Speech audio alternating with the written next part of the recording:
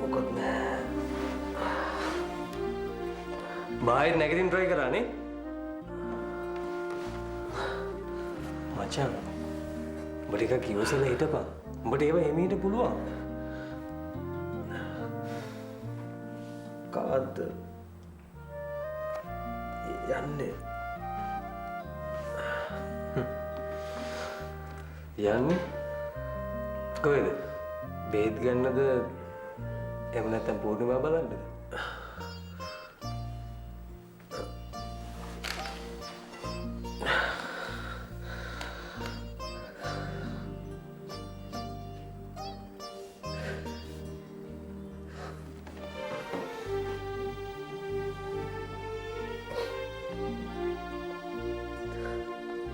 මචං ඔබ කියවසලා ඉඳපන්. ඔබ දැන් නැති වුණාට වෙද මහත්තයා ගාවට අරන් යද්දී උඹ තනි කර මල කඳ.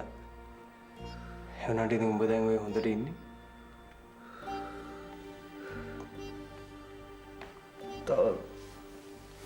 තව සනීප වෙයිද? බය වෙන්න එපා මචං. වෙද මහත්තයා උපරිම try එක දෙන්නේ උඹ කලින් හිටපු තත්ත්වෙටම ගේන්න.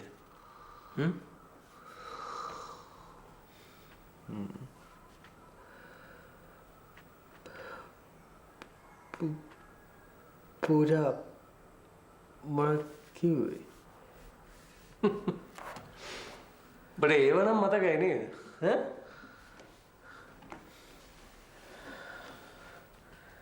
නේ? පූජා කියනවා මචං උඹ ලොරිය හැප්පුණා නෙමෙයි උඹ හැප්පුවා කියලා.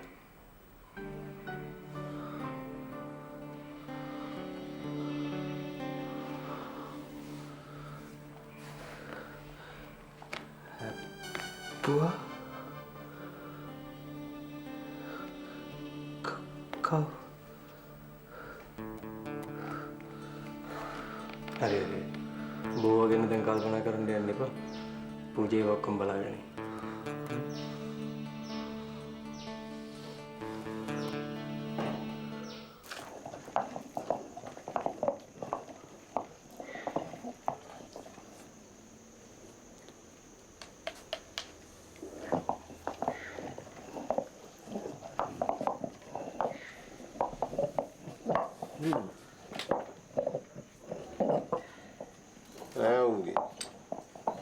දැන් හිතානිද්ද අසංක මාත්‍යත් එන එකේ අර බේත් තෙල් ටිකක් වැඩිපුර හින්ද ගන්න වෙයි නේද? මේ මගුල් ගෙවල් හින්දා ඔක්කොම වැඩ අතපස වුණානේ. ජාති මගුල් ගෙවල් විචුර නම් টොප් ක්ලාස් කිව්වල. එයා මෙයා මේ කරන්ට හොයන්ට දේවල් එමට තියෙද්දී කවරේ හදලා මදේ හිස් නේද කිව්වා. මට දුක සඳුනි නෝනේ ගැන. අපේ ක්ලිනික් එකේ විනෝදෙන් වැඩ කරගෙන හිටියේ නෝනේ කෙනෙක් නේ. ඒක නේන්න. දැන් ඉතින් ඒ ළමයට තමයි ලොකුම අපරාධය උනේ. ගපන්ට ඉස්කෝලේට මූණ දෙන්න ඕන යාම එපායි. ඒක තමයි අප්සෙට් එක. කොහොම ඉන්නවද මන් දන්නේ. very very bad වෙදාරච්චිලා. ජුජුස් මහත්තයා කරලා තියෙන දේ නිකන් හරි නෑ වගේ. දැන් ඉතින් මොනවා කරන්නද උන්ගේ? උන දේ උනානේ. මොනවා වුණත් ඉතින් අපිට අපේ ළමයාක දාන්න බෑනේ.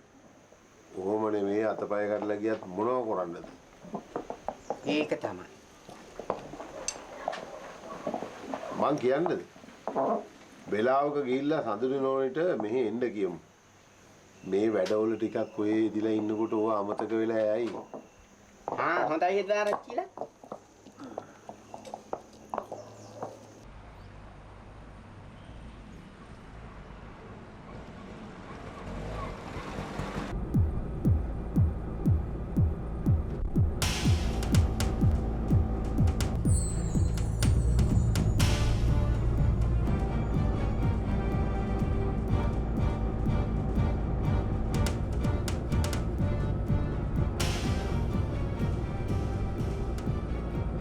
මම අහලා තියෙනවා ධර්මය මීට කලින් ලොරි එක වැඩ කරා කියලා.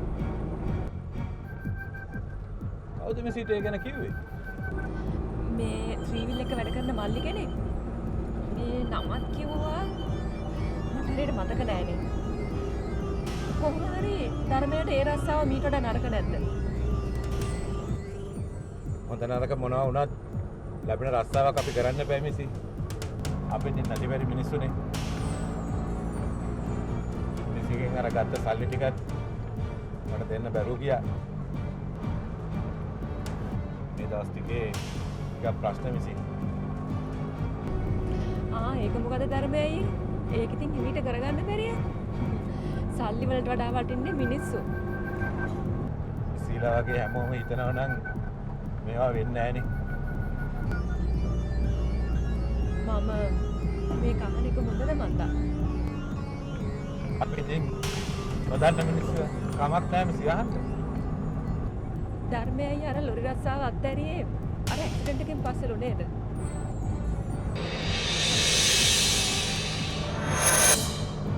මොන ඇක්සිඩන්ට් එකක්ද මිසි? නෑ නෑ මම අහලා තියෙනවා ධර්මයයි අතින් සයිකල් කාරයෙක් හැප්පුණා කියලා.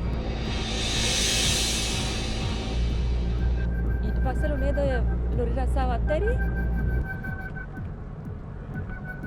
නෑ නෑ. ඒක බොරුවක්.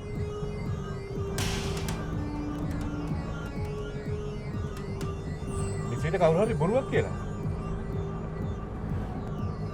මට එහෙම දෙයක් මතක නැහැ. ඒකත් එහෙමද? මේ මිනිස්සු කියන්නේ මහා පුදුම જાතියක්.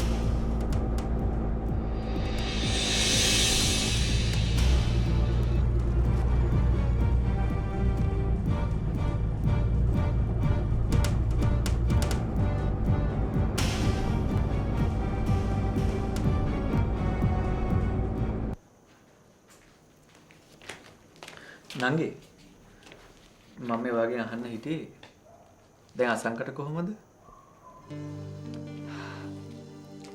එයාට දැන් ගොඩාක් සනීපයි කියලා තමයි අප්පච්චිත් කියන්නේ. මටත් ඒක දැනෙනවයි. සන්ධ්‍යාන් ටිකෙත් දැන් එච්චර අකමැත්තක් නෑ වගේ ඔයාලා ගැන. තරහක් නැති වුණාට ඉතින් එයා හිතන්නේ නර්මදා ගැනම තමයි. අනේ මන්ද ඉතින් ඒ වුණාට. නර්මදා එක දවසක්වත් ආවේ නෑ නේද අසංකව බලන්න? ඒක තමයි මාත් හිතුවේ. ඔයා හිතනවද අසංක එකට කැමති වෙයි කියලා? ඒක නම් මන් දන්නේ නෑ අයියේ. මට ඕකට මෙදිහත් වෙන්නත් බෑනේ. අනික දැන් අපි අතර තියෙන සම්බන්ධ වෙනස්. ඒගොල්ලෝ මෙහාට එන්නේ බෙහෙත් කන්න. නෑකම් පවත්වන්න එන ගමනක් නෙමෙයි. එතකොට ඉස්සරහට මොනවද වෙන්නේ? දෙයියෝ තමයි දන්නේ. ඒක නෙවෙයි අයියේ. නරකද අපේ සඳුන නංගිව බලන්න පොඩ්ඩක් ආයෙ පැත්ත ගියා නා. මේ වෙලාවේ යාට හොඳ යාළුවෙක් හිටියනම් වටිනවා. ගියා නම් හොඳයි තමයි. ඒත් මම පිටස්තර පිරිමේක් නේ. අනික සඳුරි දැන් කසාද බඳපු ගෑනු කෙනෙක්. එයාට ගමේ කතාවක් හැදුනොත් සුසන්තල වුණත් කැමති වෙන එකක් නෑ. මම නිතරම යනවා එනවට. අනේ මන්ද. ඒකත් ඇත්ත. මම එක දෙයක් කියන්නම් අයියේ. අපි හැමෝටම කොයි තීර තැනක වැරදිලා තියෙනවා. ඒක තව නම් ඇත්ත.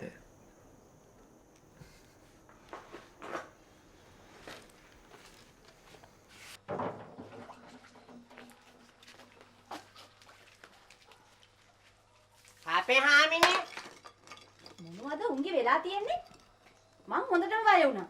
පිස්සුද මන් දන්නේ. අප්පුච්චි හරියට කේන්ති ගිහිල්ලානේ. ඇයි මේ වලම් මුට්ටි පොලේ ගහන්නේ? කේන්ති ගිහිල්ලා නෙවෙයි කේන්ති ඇවිල්ලා. හා ඉන්න මං සපෝට් කරන්නේ. මේ කාලයන් පැත්තකට. මම මේ වීසි කරන්න එකතු කරන්න හැදුවේ. හාමිනේ දැන් වලම් කටුත් එකතු කරනවා සිප්පි කටු වගේ. මම උඹට කියන්නේ අපි මේ ඔළුව ගෙනි අරන් දඟලනවා. මෙයා එනවා මෙතන සුරුට්ටු පත්තු කරන්න. අපුචි ජරා මම් බොන්නේ. ඕ මොකටද දැන් ඔබ මෙතෙන්ට ආවේ? අන්දරේ වගේ පිස්සු කියවන්න පටන් ගත්තා. ඕ අපිට සිරිගාජේ ඒකත් අමතක වුණා නෙවෙයි. වෙදාරච්චිලා කෝ සඳුනි නෝනව එක්කන් එන්ට කියලා බෙහෙත් වගේක් හදව ගන්නට. ඔය කාමරේ ඉන්නේ. උඹම ගිහින් කියහන්. අපි කිව්වට අහන්නේ නැහනේ. උඹ ඉතින් කොහොමද අයියාගේ ඒජන්තනේ? ඉතින්කෝ මං කතා කරන්නේ. මේ excuse me please හාමිනේ. මේ ඉතුරු වෙච්ච කැවුම් එහෙම නැතේ. ඉතින් මං ගෙනත් දෙන්න. කන්න දෙනව නම් බොන්න දෙනව නම් එහෙ හිටියාම මොකෝ මෙහෙ හිටියාම මොකෝ පරක්කුණාට කමන්නේ කාලය යනවා. වේදාට කියලා හොයයිද දැන්නේ නේ කමන්නේ කන්න දෙනවනේ.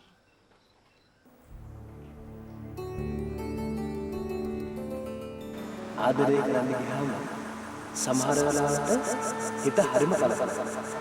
සමහර වෙලාවට හිත හරිම සංසුන්යි. ඒක නම් හොඳට පාඩම් ගන්න. ප්‍රේමේ මහ පොත. දැන් මේක දැනගත්තාම අපච්චි මොනවා කියයිද? එයා කොහොමද අපි කලබල වෙන කෙනෙක් නෙමෙයි. මොනාරි හද දෙයක් කරා.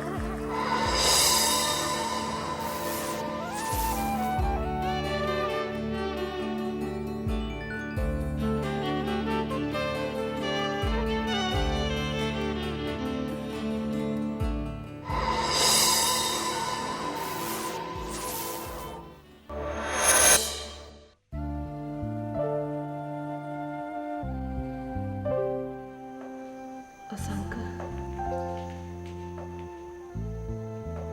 ඇයි මත් එක්ක කතා කරන්නේ නැත්තේ? මං වනිසා කොච්චර මහන්සි වුණාද?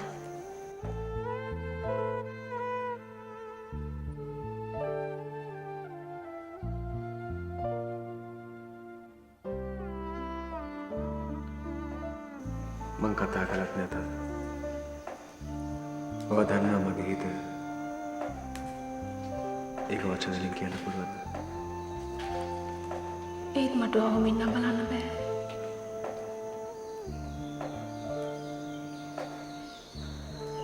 ඒකට කරන්න දෙයක් නෑ පූර්ණිමා. ඒක එහෙම කරන්න වෙනවා. ඒ මාත් එක්ක කතා කරන්නේ කොට කරදර නැද්ද? නෑ.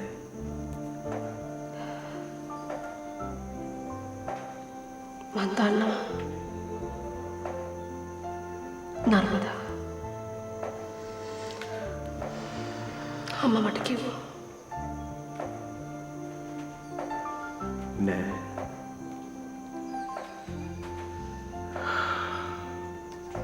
මට ඕනේ මාව හොයාගන්න. මාත් එක්ක මේ තරම් වෛරයක් තියෙන කෙනාව හොයාගන්න. මම තාමත් ඔයාට ආදරේ. ඒක වෙනසක් නෑ.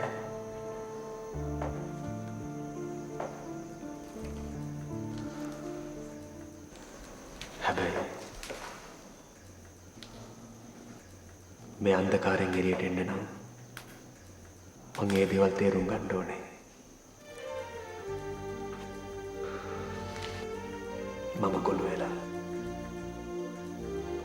මගේ අතපය වළංගු නෑ. මේ විදින දුකට මොකක් හරි හේතුවක් තියෙන්න ඕනේ.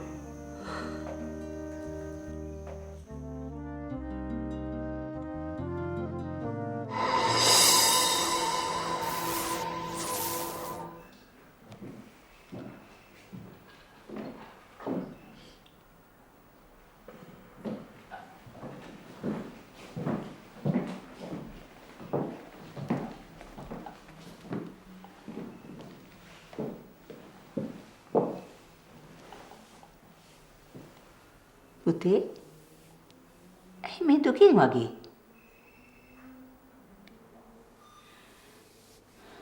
පුතේ මට ඉන්නේ ඔයා විතරයි. මං ආයේ කවදාවත් මගේ පුතාගේ සතුට නැති වෙන විදිය දෙයක් කරන්නේ නැහැ. අපේ පවුලේ ගෞරවය, නම්බුව ඒ මොනවා නැති වුණත් ඒ හැම දෙයකටම වඩා මට මගේ පුතාව වටිනවා.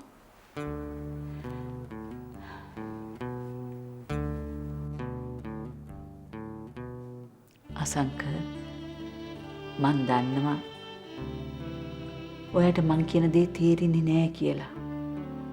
ඇහෙන්නේ නැහැ කියලා.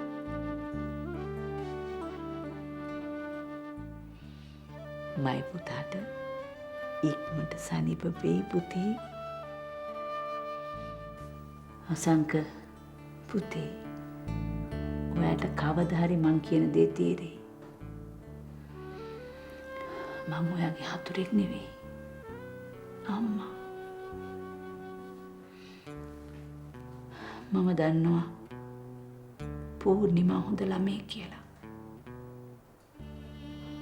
ඒත් පුතේ අපිට දැම්මම කිසිම තීරණයක් ගන්න බෑ. අපිට නර්මදා වහක දාන්නත් බෑ. අපි ඒගොල්ලන්ගේ වචනයක් කියන කලින්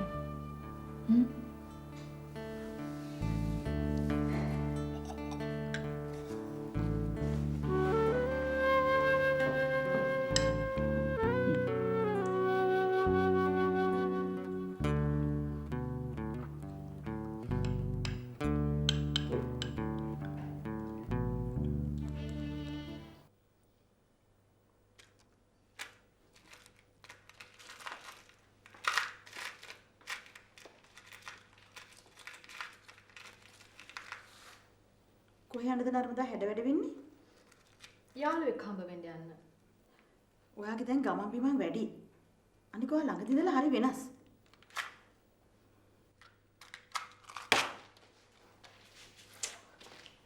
මොකක්ද අම්මි? මම පොඩි බබෙක්ද?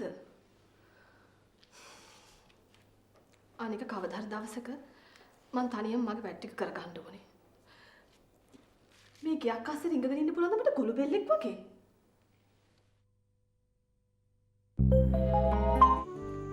මතකය අඩු වුණොත් නම් ඉතින්